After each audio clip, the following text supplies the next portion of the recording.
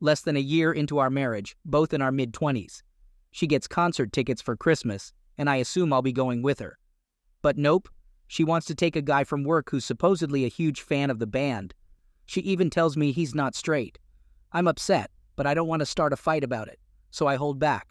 She goes to the concert with him, and they wait outside by the band bus after the show. The bassist from the band starts talking to her, and she flirts with him. He invites her to their New Year's Eve show 200 miles away and offers to comp her tickets if she comes. She says she won't go alone, so he suggests she brings her friend. Now our New Year's Eve plans are ruined because there's no way I can go with her. She had made jokes before about having to sleep with the bassist for these tickets and VIP access. I didn't find it funny at all, and I let her know, but she brushed it off. In the end, I didn't want her to hold this over my head forever, so I let her make the decision herself. She chooses to go with her co-worker friend, who she now says she's only 80% sure he's not straight. Like what? She texts me during the long drive there. Then, after she gets the tickets, I hear nothing from her. I text her at midnight, and she gives me a 3-word response. I don't hear from her again. The next morning at 11:30, I call her, and she says she's waiting at the subway station to go back to her hotel. She eventually gets home around 4:30 p.m.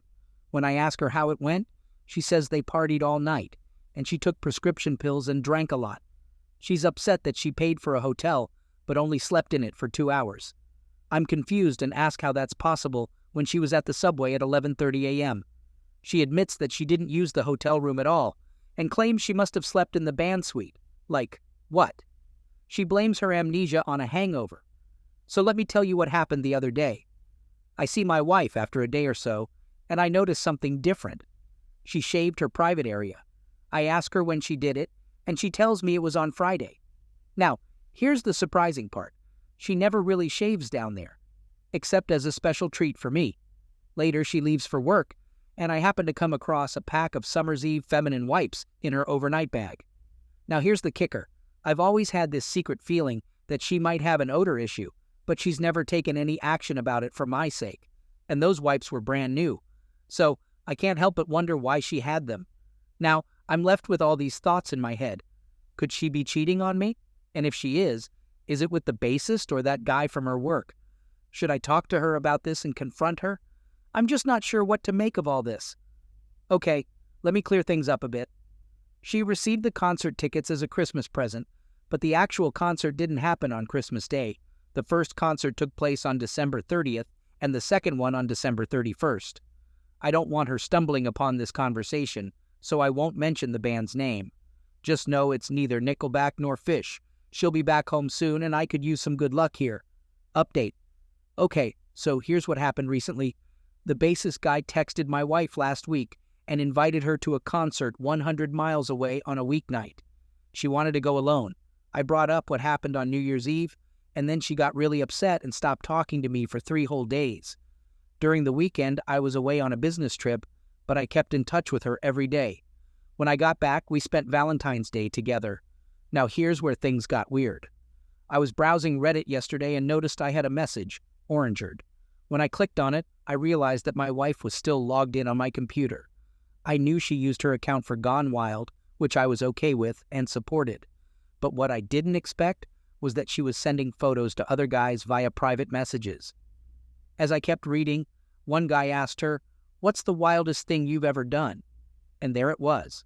She responded with, "On NYE, I had my first 3-way with a member of a famous 90s rock band and a friend. The first thing I did was talk to a lawyer to explore my options. Then, I confronted her about what I had found out, and she admitted that part of it was true. She had embellished things, but the truth was that she and her friend, who isn't straight, and she and the bassist made out and did BJ. I was so shocked that I left the apartment immediately and went straight to the hospital to get tested for STDs, just to be safe. Hours later, I returned home, but I couldn't believe a word she said. I asked her to text the guy a simple question, "Did we have closeness?" and said I'd believe her if he denied it. But then she finally admitted that they did have closeness. My whole life feels like it's falling apart. We were married for less than a year, and I had put my heart and soul into this 5-year relationship. Now, I've moved into the second bedroom and I'm sleeping on a futon. Our lease doesn't end until May. Update. So here's what's been going on. She had affairs with 4 different men in the last 5 months. First, she started having explicit texts and sending racy pictures to a guy from work back in October. Then, at a concert, she met a random guy and kissed him. They hung out again at a drive-in movie theater with a friend, where supposedly they only cuddled. Later, they met up at a club while she was out with some friends, and they had closeness in the bathroom. After a month, he drunk texted her, they fought, and then broke off contact. Now let me tell you about this scary night in mid-December. I came home from work at 6 p.m., knowing she was done at 2 p.m. due to a company Christmas party. But when I got home, she wasn't there. Her pet bunny was loose in the apartment, her car was in the parking lot, and her coat was on a chair. I called her phone, and it was on the couch. I panicked and called my mom. I searched all around the apartment complex, shouting her name and even checked the dumpsters, fearing the worst. When she finally came home, an hour and a half later, the police were there, and I had described her to them in a frenzy. I was so relieved to see her, but just minutes before she had been making out with the guy from work in his car down the street, with her hand on his. Well, let me tell you about what happened on New Year's Eve. There's this bassist guy who's into some stuff, and when my wife and her not-straight friend went to his hotel room, he asked the friend to duck him up the backside. Then, while my wife was there, he had unprotected act with her, and she worried about getting pregnant, so she took the morning after pill. They kept texting, emailing, and video chatting after that. Besides that, she also had an emotional affair with a guy she met on Reddit. They flirted a lot through messages and made plans to meet and have closeness while I was away on a business trip last weekend. But it seems she chose to do LSD with a friend instead, and as far as I know, they didn't meet up. She kept flirting and chatting with 3 of these 4 guys until last Wednesday when I found out. Then, just yesterday, I found out about the other 2 guys too. I invaded her privacy, and that's how I discovered lots of emails and chats about these men. I even forwarded those emails to myself as evidence. And to add to it all, there's a t-shirt that belonged to the bassist, which she brought into our home and slept in. I swear, I ain't gonna let you off the hook easy, I told her. She looked at me, her eyes wide with surprise and fear. You gotta tell your family what you've been up to, I said to her. Her face turned pale. I can't. I won't do that. So I fired back. All right then, guess I'll just have to make that Facebook post with all those messages and pictures. And you bet, I'll name that bassist too. We went back and forth like this for a while, until finally, she broke. She sat down and wrote a long message to her family, confessing everything. She admitted to cheating with the bassist and other men, and said sorry for all the hurt she caused. When she hit that send button, I saw her wince, like she just lost something big. Not even a minute after she sent that message, her phone rang. It was her mom, mad as hell and sounding shocked. I could hear her loud and clear through the phone, tearing into my wife. I watched my wife's face fall as her mom yelled some pretty harsh words at her. I got to admit, it gave me a sense of satisfaction. And as each of her family members called her out, I felt like I was finally getting some justice. It was her turn to feel humiliated, her turn to feel the shame. So, the morning I logged into her Facebook, I'd gotten all the proof I needed, so why not let everyone else know what she'd been up to? I let it all hang out, her lies, her affair with that old bassist who has his own family to worry about. I put it all on display for the world to see, and then I waited. The notifications came rolling in, one after another. The comments on the post exploded. People were mad, disgusted, and just plain shocked.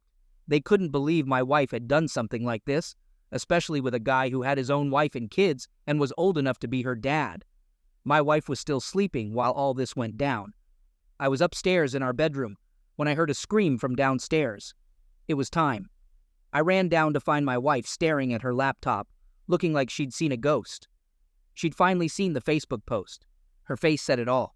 She was stunned. Couldn't believe what I'd done. While she was still in shock, I decided to put the icing on the cake.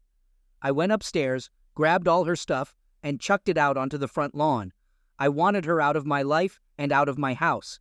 She was begging me, pleading with me. She said she had nowhere to go. She knew her parents wouldn't take her back, and her friends were already slamming her online. She'd lost everything because she decided to cheat on me. She was crying, asking if she could stay for a few more days until she found somewhere else to live. But I didn't care. I didn't feel bad for her at all. I laughed at her, told her I didn't care where she ended up. She had done this to herself, and now she had to deal with it. She looked desperate, but it didn't move me. It was a harsh reminder of the pain she'd caused me. And then I closed the door in her face. Just like that, she was out of my life. I'd kicked her out, and I was finally free from her lies. And you know what? It felt good. I felt satisfied. I felt like a huge weight had been lifted off my shoulders. Update. The last 7 months have been a roller coaster for me. However, I can say that I'm in a much better place now. I've started running and working out regularly, and it's paid off. I went from weighing 245 pounds in February to 205 pounds today. I've been able to build a great group of friends. The ones I hung out with on New Year's Eve have become regular trivia buddies on Tuesdays, and we've hit the beach a few times this spring and summer. Besides that, I practice with my band 3 times a week, and we just released our album for free online. We hang out together frequently. On top of all that, my closest friend right now is a girl I met on Reddit, and it's unrelated to these posts. We text each other every day and hang out almost every other night. If one of us is absent for more than 2 days, we miss each other a lot. Life's looking up, and I'm grateful for the positive changes happening. Back in May, I had this incredible trip to Puerto Rico with my mom and aunt. It wasn't a typical touristy vacation. We went to visit family since my mom grew up there. It was life-changing for me because I got to experience my true culture and heritage, especially because I currently live in a mostly white suburb. When I returned home, I felt much calmer and had a more positive outlook on life. Regarding my ex, the simplest and least expensive way for us to get a divorce is by citing irreconcilable differences. In my state, that means living in separate places for 18 months and not being close during that time. Luckily, that's not a problem for me. I've already spent 6 months apart from her, with 12 more to go. I'm really looking forward to the day when she no longer carries my last name. She's still lying to me about so many things, and there's so much I'll never know the truth about. After a few months, she called me to meet up. We made small talk for a while, but then she finally admitted that she had given up. She didn't want me back, stopped going to therapy, and now she's dating one of the guys she cheated on me with. Honestly, good for her. She'll either wake up one day and realize she could have had a better life with me, or she'll find happiness with this new guy. Either way, I wouldn't want to hold her back from being truly happy. For now, though, I don't ever want to see her again, except maybe in a courtroom. I went out on dates with old friends I hadn't seen in years, and also had casual relationships with women ranging from 18 to 30 years old. Honestly, none of that made me feel any better. I thought I wanted to feel young again and have some fun, but what I really craved was love. But, you know what? I'm actually dating someone now, and being with her makes me feel like I can love again. We have a strong connection both mentally and physically. She lives an hour away, which is good because it helps us maintain our independence and avoid a codependent relationship. We still care for each other and hang out a few times a week. I don't know if this will last, but right now, I don't really care. I've learned to live in the moment responsibly, and when I'm with her, I'm happy, and that's all that matters. I want to thank all the supportive people on Reddit. Your advice meant a lot to me, and some of you even reached out to me on Facebook. It meant so much to receive compassion and empathy from strangers. I feel like I'm becoming a better version of myself through this experience, and I'm grateful for that. Second story. Around 25 years ago, I was in the military, and my 38-year-old wife and I lived about a day's drive away from where I was stationed for a 2-year assignment. By that time, we had been married for about 20 years. I would only go back home on the weekends since I was away most of the time. After the first year, she started suggesting that I should stay there and not come home until my assignment was over. I didn't agree with that and continued to come home on weekends. However, she started treating me very coldly during those visits and didn't want to be close. Then, after a few more months, she began accusing me of cheating without any reason and kept acting distant.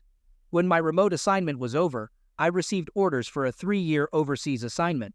I started making arrangements to rent out our house and move my wife and teenage sons with me. But my wife fought with me constantly about it, saying she didn't want to go and that I should go alone. Throughout this whole transition, she remained cold and distant. However, my kids wanted to go with me, so eventually she agreed. But as soon as we arrived at the new location, she started finding faults with everything, with me and the place. After 6 months there, I managed to get permission to move her and my kids back home by the end of the year. Over the next 6 months, things were okay at best. She was still distant, but we had some closeness about once a week. As the end of the year approached, she got excited about moving back home, but that's when she started pulling away from me again. In the last month or so before she left, she remained withdrawn. About a week after she and the kids departed, I took 2 weeks of leave and went back home to help out. However, within just 3 hours of arriving, she told me to leave and go back to my base. I stayed for about 10 days and then returned overseas to my base, where I stayed for another 2.5 years. I'd visit home about every 4 months for 10 days, but I was treated the same way as the first time. We were close maybe twice during those visits, but I had this feeling that she was doing it out of obligation rather than desire. It seemed like she wasn't really happy when I was there, and she even told me she'd prefer it if I didn't come back home until my overseas time was finished. For the remaining year and a half, she continued to be cold and distant whenever I visited or called to check in, and if I mentioned going to a cookout or bowling, she'd accuse me of cheating and hang up. She used to constantly blame me for everything and make it seem like I was always in her way. Even after I got transferred back, she remained distant and cold. Eventually, after 6 months, I decided to move out. I stayed away and even told her I wanted a divorce if she kept treating me that way. So she agreed to go for marriage counseling, but it didn't feel very helpful. She put the blame on me, saying I didn't understand her or what she wanted. I moved back home and just ignored the issue from then on. After leaving the military, I took a job that involved a lot of travel. Now, after 25 years, we're both in our 60s and retired. I have plenty of time to reflect on the past. Looking back, I see things more clearly now. I've read articles about cheating spouses, and her actions back then fit the patterns described by others who have cheated. Although I don't have concrete proof, there were enough signs and hints to make me suspicious. Over the years, some of her friends and former co-workers have made snide remarks about her possibly cheating when we've been together and had a few drinks. I've brought it up to her a few times, but it's never been fully resolved. She never denies what others say about her, but instead questions their honesty or suggests they were probably doing the same thing themselves. We still have occasional major arguments, and sometimes I feel so emotionally drained from always being the target of her anger that I leave for a few hours to regain my composure. When I come back, I ask her if she wants me to leave for good, and then she immediately denies ever cheating and claims to have always been faithful. To sum it up, 25 years ago, my wife showed all the signs that experts in marriage counseling associate with cheating. She pushed me away, became distant, constantly criticized me, denied cheating even when not accused of it, and frequently accused me of cheating, despite being far away from her most of the time. This went on for about 3 years. Now here's my dilemma. We've been married for 45 years, and I'm starting to question our entire marriage. I can't push these thoughts to the back of my mind anymore. Should I leave this issue alone and let it go? Or should I talk to her about all my suspicions, even though it might end up tearing our marriage apart? Update. So I reached out to one of my spouse's previous co-workers' husbands just to start chatting casually. We exchanged niceties like asking how things have been and how work is going. I mentioned that my spouse was visiting her native country, and I'm here in the U.S. Right away, his wife, who is from the same country as my spouse, called my spouse to ask why she's there while I'm here, and if we're separated or getting a divorce and all that stuff. So, naturally, my spouse called me to ask why I contacted them and what we talked about. Now, this couple was one of those who initially joked about my spouse having an affair at work during a party at their house after a few drinks.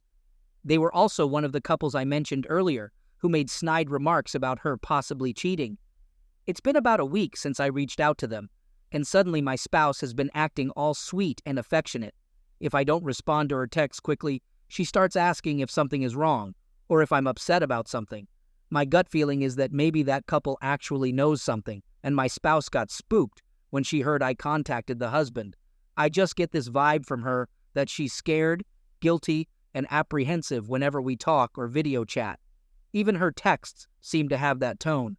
So now I feel like I have to be really careful and cautious when I talk to anyone who might know something about the situation. That's all for now. It's been a while since my original post and the short update. So, I finally confronted her about the cheating accusations. But she just denied everything and kept asking who told me. She brushed it off, saying whoever said it must be jealous of her, even though I gave her all the details of her behavior back then. She just wouldn't admit to anything. Instead, she turned the tables on me, accusing me of not being nice and hurting her by not trusting her. She even wiped non-existent tears during our video chat, although I can't be sure if there were real tears or not. But as soon as I eased up on the topic, she started blaming our past communication issues for the whole situation. Since then, I tried to move past it and even took her on a Caribbean cruise, but I can't find those loving feelings for her anymore. At this point, I don't wish any harm on her, but I simply want to leave her. Now, something unexpected happened. My oldest son and his family decided to do ancestry DNA tests, and they suggested I and my wife should do it too. So we did, and I also had my youngest son take the test. The results showed that my oldest and youngest sons are only half-brothers. Shockingly, the DNA test revealed that my oldest son is not my biological son, but my youngest is. I never even suspected this could be the case, but there was no fidelity. My wife was already pregnant for about a month when we got together. After 2.5 months of dating, she told me about her pregnancy. Back then, I was just 19 and pretty naive and foolish. My upbringing and my infatuation with her made me believe that I should marry her. So I ended up raising 2 kids that weren't mine. She had a 4-month-old when we met, and one that was. I love the 2 oldest kids just as much as my youngest, and that won't ever change. I haven't talked to my wife about this yet.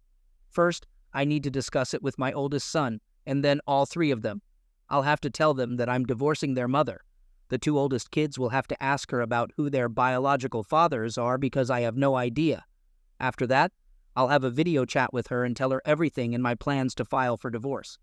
I still have this feeling that there might have been at least an emotional affair and possibly a physical affair 25 to 30 years ago. But I'll likely never know for sure. My decision to divorce is really based on years of emotional and threatened physical abuse, constant lack of respect for me, and her lack of empathy or consideration for anything I needed or wanted. In my last update, I mentioned that I was going to tell my kids the truth, and then talk to my wife. Well, I did that 5 days ago. It was tough, but my kids took it pretty well, although my oldest son might still be processing everything. I also let my oldest child know about their paternity, and they weren't really surprised. I don't know if their biological fathers are the same person or 2 different men, so my oldest child will get a DNA test to find out. I told both of them to ask their mom about it, and hopefully she'll remember and give them the answers. Instead of having a video chat with my wife, I decided to send her a text. After over 40 years together, I knew a video chat would only lead to trouble. I'm feeling pretty emotional about all this, and I didn't want to lose my composure and start a fight, so the text was short and direct. I told her that the DNA test showed the child isn't mine and is only a half-sibling to our youngest.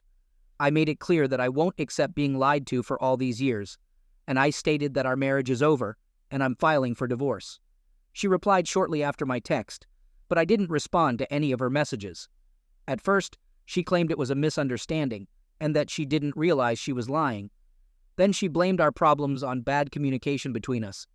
After that, she apologized, saying she's sorry I hate her so much and that she'd sign the divorce papers, hoping I find happiness with someone else. She shifted to blaming me for everything, saying I never cared or trusted her. Despite all that, I still didn't respond to any of it. Eventually, her anger kicked in, and she agreed that divorce would be best to get it over with. All her texting drama happened over about 2 days, and then there was a day of silence. I texted her back, stating that from now on, I'll only contact her regarding the kids, grandkids, and the divorce. I also mentioned the financial support she'll receive and how it'll work. She's entitled to half my military and federal pensions. She asked if I could send all her belongings to her, and I agreed to do that. Since then, there's been complete silence from her end. She's been contacting our 2 oldest kids about everything. I haven't done the paperwork for the divorce yet, but I'll take care of that soon. That's all for now. So, not much has really happened since my last update. I've got a meeting with my lawyer scheduled for this coming Monday. My soon-to-be ex-wife keeps trying to provoke me into online arguments, blaming me for not loving her and never trusting her, and sending long texts about throwing away everything we've worked on for 46 years, along with pictures and stuff, trying to guilt me into giving in. But I've been successful in ignoring it, staying civil, and only texting about the kids and divorce issues. Right now, she says she'll sign the divorce papers to move on, but knowing her, I doubt that'll happen easily. The main issue is the house. Her house in her country is fully paid for with my retirement funds. Hopefully, we'll get a profit from selling it, close to what I invested. I plan to split the net profit 70-30. She wasn't happy with that, but we'll see how it goes. The kids are mostly okay. My oldest daughter, adopted, has been avoiding me, but I hope with time, she'll be able to cope better. My sons are okay, but they don't want to be in the middle of everything. I promised all 3 kids that I won't put them in the middle of our issues. Yesterday, the divorce papers were served via email. My spouse accepted them, signed them, and sent them back to the lawyer. She said it wasn't what she wanted, but she'd do it for me so we could move on. As expected, she still puts the blame on me. She took the chance to dig at me about the kids finding out and how I made her life terrible. She even complained that I never talked to her and kept everything to myself. The truth is, I started doing that because it became clear she didn't really want to listen, discuss anything, or care about my needs. I almost got sucked into a war of words with her, but I decided to cut it off and sign off instead. It was only recently that I learned about narcissism after reading about it here and searching it up on Google. Every time I brought up a problem with her actions or lack of actions, she would turn it around and say it was my imagination or my fault. She's never taken responsibility for the mess she's caused over the years. Looking back, I realized that every decision I made was based on whether she'd like it or if it would make her happy. I know it sounds pretty sad, but when you're caught up in all the mess, it's hard to see it clearly. Looking back, I can see that her only need or desire for me all these years was to support her and give her the lifestyle she wanted, but she never thought I did a good job at that either. The next big challenge will be dividing our property. It's not like we have a fortune, but she believes she's entitled to most of it just because I wanted the divorce, so she thinks I should give up more. Less than 3 months after she moved to be near that guy, he dumped her. Turns out he was just using her for closeness, and she was devastated because she thought she loved him. He seemed fine with her being married, but when I found out about the cheating and divorced her, he wanted nothing to do with a single lady with 3 young kids. She wanted to marry him and move into his house, but he had always been single. Then, 2 years later, she married another man who had nothing to do with us, and I actually liked him. But he got fed up with her greedy and materialistic ways, among other things, and divorced her too. Now she's on husband number 3 since 2019.